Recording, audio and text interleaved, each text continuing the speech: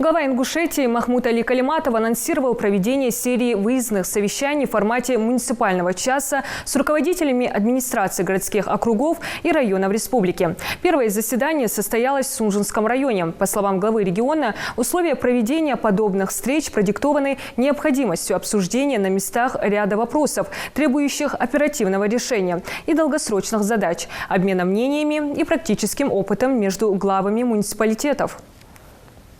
Речь идет как о рассмотрении специфических для отдельных территорий тем, так и общих проблем. В частности, к первому блоку для Сунжинского района относится вопрос установления зон затопления и подтопления в границах населенных пунктов в целях определения объектов, которым угрожает половодье, регулирование застройки указанных зон. В то же время во всех муниципалитетах реализуются нацпроекты и госпрограммы развития сельских поселений и городской среды. Всеобщую актуальность имеют земельно-имущественные отношения, задачи, связанные с возведением соцобъектов в соответствии с потребностями, жилищно-коммунальной сферой, определением и соблюдением водоохранных зон, применением природоохранных мер, взаимодействием с ресурсоснабжающими организациями, инфраструктурным развитием и другие. Отдельной темой выездных заседаний станет исполнение муниципальных бюджетов, анализ соответствия фактически реализованных на местном уровне мероприятий запланированным.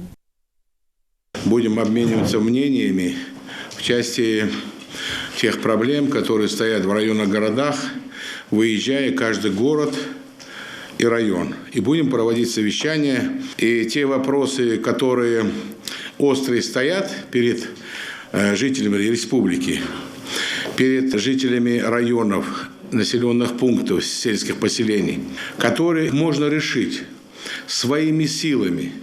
Вторые вопросы – это которые лежат в плоскости нацпроектов и других программ развития сельских поселений, развития городской среды. Те вопросы, которые мы можем решить сегодня, завтра, в течение определенного короткого времени.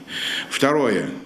Значит, мы говорили о нацпроектах. Каждая глава, я хотел бы, чтобы знал, то есть земля есть, он знает, сколько у него объектов социальных будет строиться, какие у него строятся.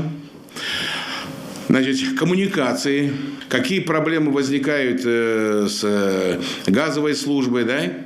Межрегионгаз, МРСК. Каждый из вас должен знать водоохранную зону. Вы должны не просто табличку там, вот там я вижу таблички, водоохранная зона там, нет.